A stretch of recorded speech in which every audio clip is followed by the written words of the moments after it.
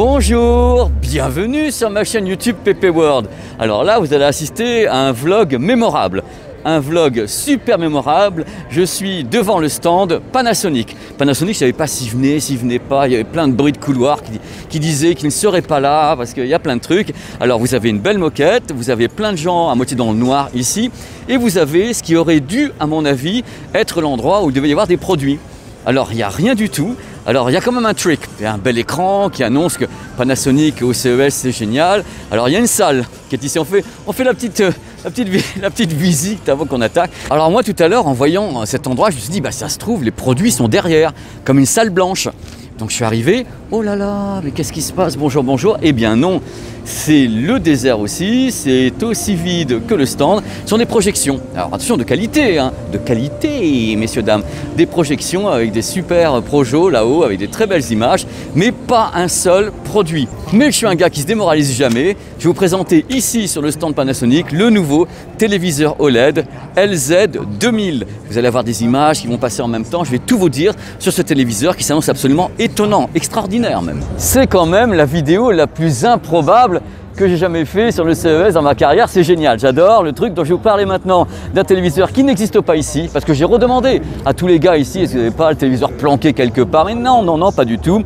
Le nouveau téléviseur OLED s'appelle le Panasonic LZ2000, qui est le successeur du JZ2000. Alors je vous mets à l'aise tout de suite, vous allez entendre des caractéristiques de folie, vous allez me dire, oh là là, je veux l'acheter et autres, et je suis d'accord avec vous, vous allez savoir pourquoi. D'abord, les diagonales de ce nouveau téléviseur, 55 pouces, 65 pouces, 77 pouces. Donc on a un grand, on a un petit, il y a tout ce qu'il faut. Alors bien sûr, à bord de ce téléviseur OLED, ce que fait à chaque fois Panasonic, c'est tout simple, c'est la dalle, en général la plus onéreuse qui soit, c'est la dalle qui s'appelle OLED Master Pro. Alors c'est quoi OLED Master Pro? C'est une dalle LG Display, mais peaufinée par les ingénieurs de Panasonic pour atteindre des caractéristiques de luminosité étonnantes, pour avoir tout ça, parce que le produit est censé être utilisé également en mastering à Hollywood avec Panasonic.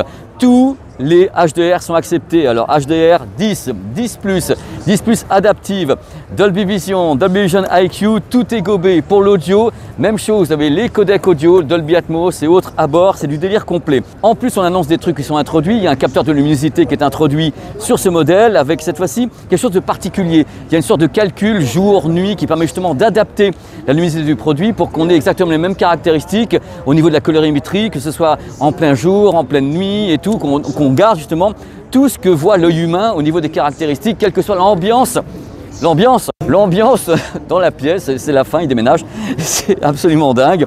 Alors le truc, c'est que, alors là, tenez-vous bien, parce que là je suis là pour vous le dire, tenez-vous bien, la grande nouveauté de ce téléviseur OLED LZ2000, c'est le gaming.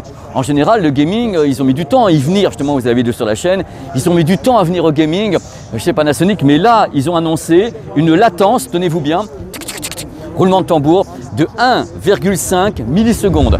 Ça n'avait jamais été fait. Ce qu'on a nous mesuré avec Sylvain, le minimum c'était 9 millisecondes. Donc ça n'avait vraiment jamais été fait. 1,5 millisecondes en 60 Hz. Donc on mesurera. Donc il n'y a plus de latence du tout à ce niveau-là. C'est vraiment du délire complet. Côté HDMI, 2 ports HDMI compatibles 2.0 avec tout ce qui va bien avec. Il faut savoir que le produit est compatible VRR, ALLM avec le Dolby Vision en gaming jusqu'à 60 images par seconde. A priori le processeur à l'intérieur c'est Mediatek. C'est pour ça qu'à l'intérieur on n'a pas tous les ports HDMI qui sont 2.1 avec toutes les caractéristiques. C'est intéressant quand même. Hein. Bon, vous l'avez compris, ils sont au taquet hein, chez Panasonic. Comme à chaque fois au CES, ils présentent un produit qui est hors du commun, qui arrivera, je pense, dans 6 mois en France. Donc le LZ2000 dispose d'autres choses intéressantes, très intéressantes pour les gens qui font du gaming, un tableau de bord. C'est-à-dire que le tableau de bord, vous voyez arriver actuellement à l'écran, il ressemble beaucoup justement au Game Optimizer de leur petit copain de LG. Sur le tableau de bord, on a toutes les données du gaming avec la latence, ce qu'on peut régler, le HDR, plein de trucs qui peuvent être réglés avec ce tableau de bord pour avoir la meilleure expérience gaming possible. Ils n'ont rien fait pendant des années, mais là ils se rattrapent. Ils disent oh là là, on va faire des trucs géniaux pour PP au CES et le produit. Et ben voilà, et on continue avec un truc également intéressant sur l'audio. Alors l'audio, même chose, ça a été parmi les premiers premiers à avoir des cheminées audio comme ça avec des haut-parleurs de tous les côtés pour avoir du Dolby Atmos, des TSX et autres. Là, ils continuent la poussée avec toujours plein de haut-parleurs qui sont mis en ligne cette fois-ci pour avoir la plus grande scène sonore possible et avec des modes particuliers. Alors pour les modes associés à l'audio, il y a des trucs intéressants. Le premier, c'est le mode pinpoint. Alors le pinpoint, c'est pour avoir un point précis, c'est-à-dire on dirige par exemple, vous êtes au milieu de la pièce comme ça et Dieu sait qu'elle est grande. Vous dites voilà, moi je veux que le son arrive comme ça vers moi, c'est le pinpoint. Après le pinpoint, vous avez un mode qui s'appelle le mode area, c'est-à-dire que vous avez la possibilité d'envoyer du son vers une zone de la pièce. C'est-à-dire qu'il va calibrer comme ça, vous dites par exemple voilà, j'ai une grande pièce mais moi j'écoute le téléviseur ici. J'aimerais que tu m'envoies un peu le son par ici et pas par là. Il est paraît-il, hein, capable de le faire, donc le mode area. Et on terminera avec un mode qui s'appelle le mode spot. Alors le mode spot, c'est vous localiser, c'est-à-dire que vous avez plusieurs personnes et vous dites voilà, la personne là, j'aimerais qu'elle entende le son un peu plus fort de ce côté-là parce qu'elle entend un peu moins bien comme moi. Donc vous pouvez localiser, donc pinpoint, area et le mode spot, c'est dans le téléviseur Panasonic, le LZ2000 qui s'annonce absolument dingue, autant que ce stand. Voilà, je reprends, autant que ce stand Panasonic irréel. Avant que je vous laisse, il faut savoir que le menu à l'écran, c'est My Home Screen. Vous savez, ce menu qui a récemment intégré justement Canal+, en version 7.0. Alors, ne me demandez pas quand le produit va arriver, je n'en sais rien. Ne me demandez pas également quel prix il va coûter, je n'en sais rien. Mais je suis certain d'une chose, ça va juste coûter une blinde. Une blinde de chez blinde, parce que là, avec tout ce qu'ils mettent dedans, ça va encore être un produit qui va être, je pense, 1000 € de plus que les autres marques ou à diagonale équivalente. Vous savez déjà ce qui se passe avec Panasonic, c'est vraiment des produits élitistes, ils le savent, ils maintiennent le truc, ils en sont fiers et moi aussi. Donc vous avez, à mon avis, un produit gaming et cinéma absolument étonnant. Je pense que c'est ce qu'ils voulaient faire. Donc voilà, et bien on attendra d'avoir plus d'informations encore pour pouvoir tester le LZ2000 avec Sylvain et vous dire si vraiment déjà cette latence de 1,5 millisecondes est maintenue ou pas. Dans tous les cas, merci pour cette expérience panasonicienne. J'avais jamais fait comme ça un vlog sur un stand qui est vide alors que je vous parle d'un produit que j'aurais dû voir. Donc ça fait partie du métier. Moi je trouve ça génial, j'espère que vous avez kiffé. Et dans tous les cas, vous avez plein d'images à l'écran. J'essaie de faire ce que je peux parce que là, c'est la foule à bord. Je vous fais des gros bisous. Vous allez avoir d'autres vlogs parce que là, je suis en train de tourner un peu partout et j'essaye de faire au mieux pour vous faire vivre ça avec moi comme si vous y étiez. Allez, ciao. On se voit dans l'autre vlog. Je ne sais pas ce que ça va être, mais ça va être bien, hein. Je vais vous montrer un truc de folie. Depuis le début, je suis ici, il n'y a presque pas d'audio. C'est encore plus choquant que tout le reste, c'est qu'il n'y a que des marques de téléviseurs. De l'audio, il y a des petits trucs qui sont à la limite un petit peu gadget sur le marché asiatique, avec des marques que je ne connais pas. Et là, tout à coup, j'arrive. Oh, divination.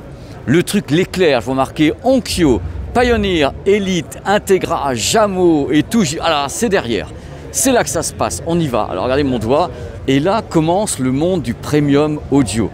Alors ce qui est intéressant, c'est ce que je vais trouver à l'intérieur. Parce qu'alors là, le monde du premium audio, vous allez voir ce que c'est quand il y a justement le CES. D'abord, on vous explique un petit peu l'avis de Klipsch. Vous avez justement l'avis de Monsieur Klipsch, de Paul W. Klipsch sur la chaîne. Vous avez une vidéo qui explique tout ce qui est Klipsch, une vidéo que j'ai adoré faire justement ici aux États-Unis. Donc c'est plutôt cool. Et donc j'arrive. Je me dis, oh là là, des guirlandes de Noël et tout, mais c'est Broadway. Et voici le début du bonheur avec du Klipsch. Les gens reconnaîtront la Jubilee qui est ici, barre de son, on customise. Et voici donc la section audio du CES. C'est-à-dire, je ne plaisante pas, c'est ce couloir. Là, vous avez quelques petits produits qui sont ici. Subwoofer, produit Pioneer, qu'on monte avant-arrière. Les Integra, Onkyo. Vous avez donc, voilà, Echo, qui est ici, quelques enceintes de discothèque. On sort, on est ici. Voilà, on a, ah là, Klipsch. McLaren, c'était l'année dernière, enfin il y a 2 ans sur la chaîne déjà. Donc on a quelques petits produits. Et voilà, on a ça. Et c'est fini. Et hop, on a terminé la section audio de toutes ces marques ici au CES. Bien, je vais vous dire un truc. Parce que moi j'aime beaucoup les marques qui étaient là et ça, je ne peux pas m'empêcher d'avoir quand même mal au cœur. Parce que je sais que c'est des marques qui ne sont pas toujours non plus en pleine forme. On sait très bien que Onkyo c'était pas top, Pioneer non plus. Justement, on essaye de les sauver et autres du pire, ces marques audio. Et là, c'est un couloir planqué derrière ça. C'est fou quand même. Encore une fois, je me répète, mais je ne peux pas faire autrement que de me répéter. J'aurais tellement aimé vous offrir autre chose, c'est-à-dire vraiment vous montrer des stands magnifiques avec plein de produits, avec plein de trucs. Là, on commence à être à la fin de la journée. Regardez, il ne reste plus personne et c'est le premier jour. C'est-à-dire que là, ce soir, des gens vont certainement rentrer. S'ils sont américains, peut-être reprendre un avion pour repartir parce qu'à un moment donné, il ne se passe pas grand-chose, quoi. Il faut quand même être réaliste.